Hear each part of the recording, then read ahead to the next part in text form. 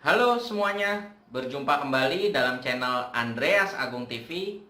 Pada video ini saya akan mulai mengajarkan tentang cyber security alias keamanan di dunia cyber atau maya atau gampangnya keamanan digital. Dan tentunya seperti biasa, video-video dalam topik ini akan saya buatkan dalam suatu playlist khusus yang bernama Cyber Security. Jadi segala macam video tentang cyber security akan saya kumpulkan di dalam playlist tersebut.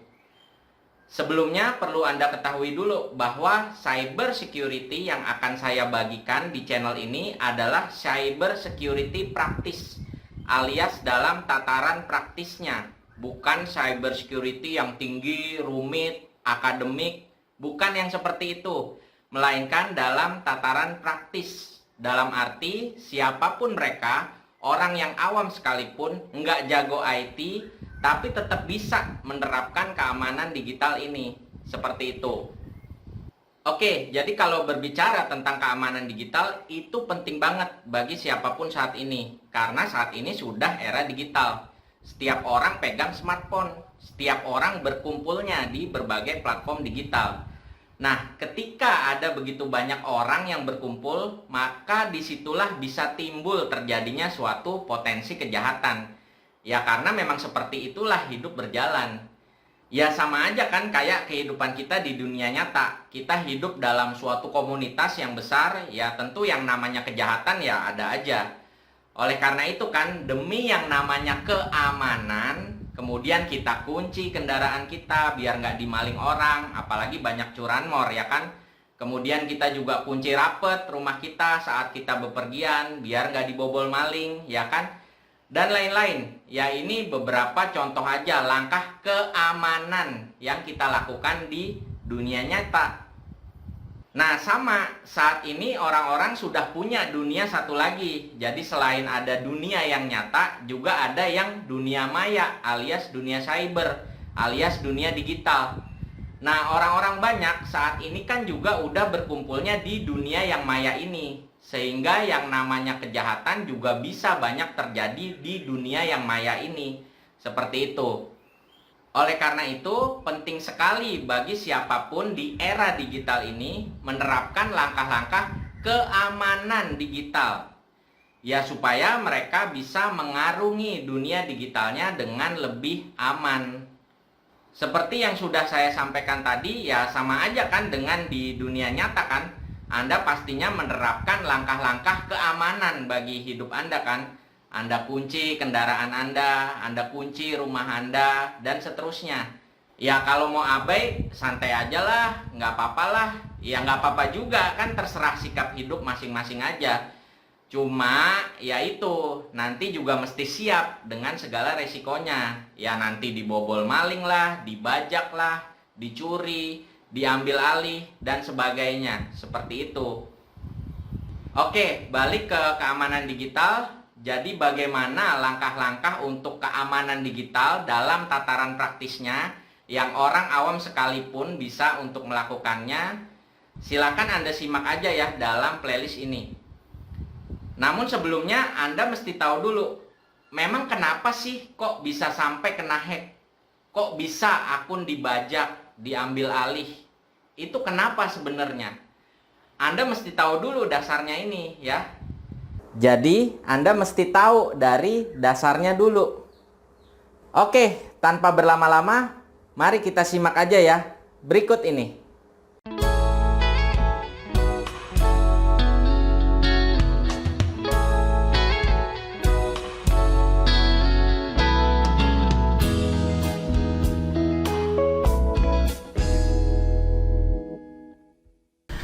Oke, kita langsung aja ya. Jadi kita harus membahas fundamentalnya dulu ya. Ini sangat penting. Mengapa kok seseorang itu bisa sampai kena hack? Begitu ya, mengapa gitu? Jawabannya adalah intinya ya, mengapa kok seseorang itu bisa sampai kena hack sih? Ya karena intinya si hacker atau si pembajaknya itu berhasil mengetahui detail login Anda. Begitu ya. Jadi karena si hacker ini tahu username Anda, tahu password Anda, nah makanya dia bisa bobol akun Anda, dia bisa bajak akun Anda, seperti itu. Jadi inilah intinya ya, mengapa kok seseorang itu bisa sampai kena hack. Ya karena ada hacker yang sudah mengetahui detail login dia, seperti itu. Nah, sekarang pertanyaannya, bagaimana bisa sih ada orang lain ya di luar dari diri kita sendiri, ya hacker itu ya? Kok bisa-bisanya sih dia tahu password kita, begitu ya? Nah, setidaknya ada 3 poin besar mengapa kok hacker ini bisa sampai tahu password kita, begitu ya? Saya akan bahas ketiga-tiganya dalam video ini secara bertahap ya. Kita akan masuk poin yang pertama dulu. Yang pertama, mengapa kok hacker bisa tahu password kita? Ya karena dia menginjeksi atau menyuntikkan malware ke dalam perangkat kita, begitu ya. Malware tersebutlah yang kemudian mencuri detail login kita. Jadi kerjaan si malware nih, dia yang curi password kita. Malware itu singkatan dari malicious software atau gampangnya program jahat, begitu ya. Jadi si hacker ini jago bikin software, dia bikin malware ini, lalu dia injeksikan ke perangkatnya orang-orang, seperti itu. Ketika si hacker sudah berhasil dapat passwordnya orang-orang, ya udah kan, dengan mudahnya dia bisa masuk, dia bajak, dia ambil alih akun korbannya, seperti itu. Nah, malware ini gimana caranya kok bisa masuk gitu loh ke perangkat digital kita ya? Antara lain karena kegiatan browsing yang kita lakukan sendiri di internet. Jadi misalnya kita masuk dan mengakses web-web yang memang sudah terinfeksi malware, begitu.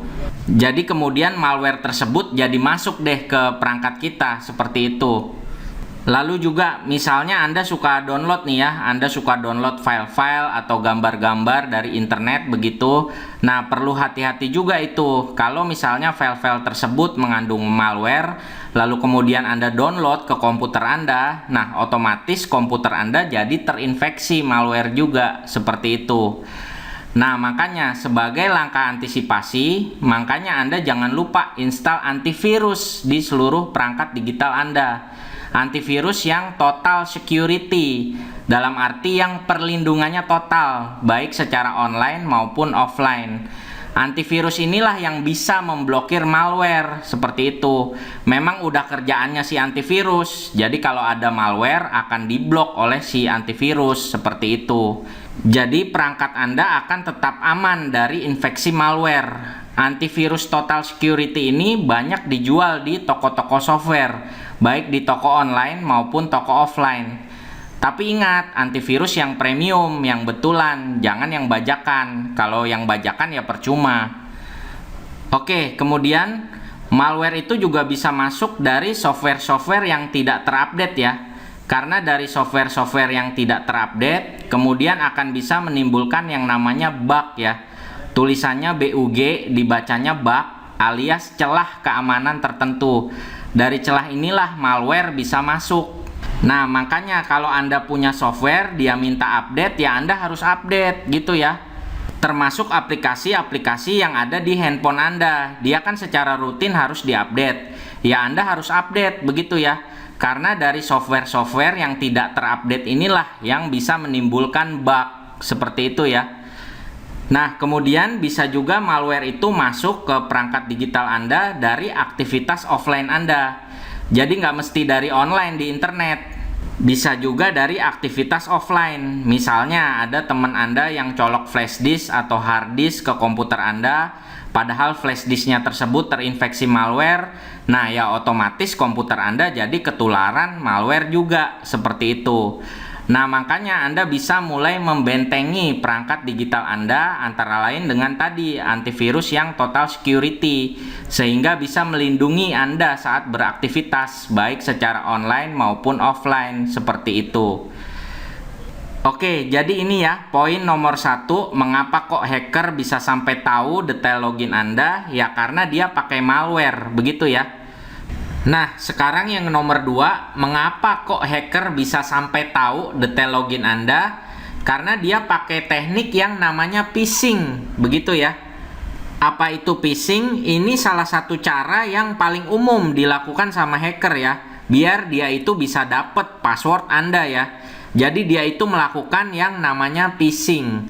Apa itu phishing? Sebenarnya phishing itu adalah kata plesetan ya. Jadi phishing itu adalah kata plesetan dari kata phishing, yang mana phishing artinya adalah memancing. Jadi ya phishing itu kurang lebih maksudnya ya memancing Anda supaya Anda kasih password Anda ke dia, begitu ya. Biasanya dengan cara-cara penipuan ya. Biasanya mereka itu pakai website tiruan. Contohnya misalnya seperti ini. Hacker membuat web tiruan yang sangat mirip dengan perusahaan aslinya. Misalnya google.com menjadi g0ogle.com atau apple.com menjadi P-nya ada 3 seperti itu dan lain-lain, agar bisa dipakai untuk menipu masyarakat. Jadi mereka itu membuat website tiruan ya dari web perusahaan aslinya seperti itu, yang sangat mirip dengan aslinya seperti itu. Kemudian hacker menyebar link website tersebut atau mengirim email kepada Anda bahwa Anda mendapat hadiah besar, misalnya seperti itu, atau mengirim email kepada Anda memberitahu Anda hal-hal yang sangat menarik seperti itu ya, penawaran-penawaran yang sangat menarik. Kemudian Anda diminta mengklik link websitenya tersebut dan Anda diminta mengisi data Anda secara lengkap, termasuk tentunya password Anda. Jadi dari sinilah hacker akan mendapatkan detail login Anda seperti itu. Nah, makanya langkah antisipasinya Anda mesti teliti ya, lihat baik-baik domain websitenya, betul gak itu website perusahaan aslinya, begitu ya. Kalau perlu silahkan Anda konfirmasi juga ke perusahaan aslinya, betul gak mereka ada program-program berhadiah misalnya, betul gak mereka mengedarkan formulir registrasi misalnya. Jadi silahkan Anda juga bisa cari tahu, cek dan recheck langsung, harus selalu cek dan recheck atau konfirmasi langsung ke perusahaan aslinya. Dan lagi pula jangan pernah percaya kalau ada penawaran-penawaran yang istilahnya too good to be true, begitu ya. Misalnya Anda dibilang dapat hadiah langsung 5 miliar misalnya begitu ya. Itu too good to be true itu. Kok tampaknya wah banget, kok tampaknya luar biasa banget. Mana ada sih hari gini ada yang mau ngasih Anda langsung 5 miliar gitu aja. Jadi jangan pernah mudah terbuai dan jangan mudah percaya. Selalu kedepankan cek dan recheck, selalu konfirmasikan dulu ke pihak-pihak resmi yang terkait, begitu ya. Oke, jadi ini ya yang kedua dengan teknik phishing. Jadi hacker itu membuat web tiruannya dari suatu perusahaan lalu memberikan Anda penawaran yang sangat bagus, begitu ya. Nah, lalu yang ketiga, mengapa kok hacker bisa sampai tahu password Anda? Ya sebetulnya bisa juga karena keteledoran atau kelalaian Anda sendiri sebagai si pemilik gadget, begitu ya. Contoh, misalnya Anda sering menganggap sepele, jadi berbagai perangkat digital Anda, misalnya handphone Anda atau laptop Anda, itu Anda ringan aja berpindah-pindah tangan. Dipakai dengan bebas oleh teman-teman Anda, dipinjam dengan bebas oleh rekan-rekan Anda, dan semacamnya. Termasuk kalau Anda ingin menservis gadget Anda itu, namun tanpa Anda logout dulu dari seluruh akun-akun Anda, tanpa Anda clear cache, tanpa Anda clear history dulu. Nah, hal-hal seperti ini yang bisa membuat Anda menjadi riskan di sabotase. Jadi mudah orang lain untuk bisa tahu detail login Anda atau data-data penting Anda, seperti itu. Jadi mulai sekarang jangan mudah gadget pribadi Anda itu berpindah-pindah tangan, jangan dianggap sepele. Lalu masih soal keteledoran sendiri, dan ini cukup sering terjadi. Misalnya Anda di tempat umum, lalu Anda sembarangan aja itu meletakkan gadget-gadget Anda, atau Anda lupa taruhnya di mana. Tahu-tahu gadget Anda itu jadinya hilang, entah dicuri atau terbawa orang lain mungkin, dan sebagainya. Atau cukup sering juga, misalnya Anda sedang di tempat umum, di bandara katakanlah ya misalnya, lalu sambil menunggu penerbangan, Anda kerja, Anda pakai laptop Anda, lalu tiba-tiba Anda ingin ke toilet misalnya. Nah, Anda pergi ke toilet, Anda nggak bawa itu gadgetnya. Anda dengan santainya ninggalin aja itu laptop di ruang tunggu, tahu-tahu jadi hilang misalnya gadget Anda, seperti itu.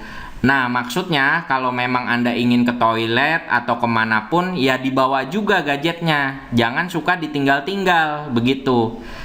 Jadi begitu ya, maksudnya supaya Anda semestinya meminimalisir keteledoran atau kelalaian Anda sendiri dalam menjaga gadget-gadget pribadi Anda. Seperti itu, supaya Anda juga bisa meminimalisir peluang disabotase. Dalam arti jangan sampai terambil data-data penting Anda, atau detail login Anda, atau akun-akun Anda, seperti itu. Oke, jadi demikian ya penjelasan mengapa kok Anda bisa sampai kena hack dan mengapa kok hacker sampai bisa tahu detail login Anda itu dalam 3 poin utama tadi ya. Mudah-mudahan penjelasan fundamental ini bisa bermanfaat bagi Anda dan akan kita lanjutkan di video-video selanjutnya ya. Masih tentang cyber security practice ini. Oke, apabila Anda mendapatkan manfaat dari video ini, jangan lupa Anda like dan share sebanyak-banyaknya video ini di berbagai channel sosmed Anda. Dan jangan lupa juga Anda subscribe channel ini sehingga Anda bisa terus mengikuti video-video selanjutnya dari channel ini. Dan untuk segala link-link terkait, silahkan bisa Anda simak ya di kolom deskripsi di bawah video ini. Oke, demikian dari saya. Sampai jumpa di video-video berikutnya.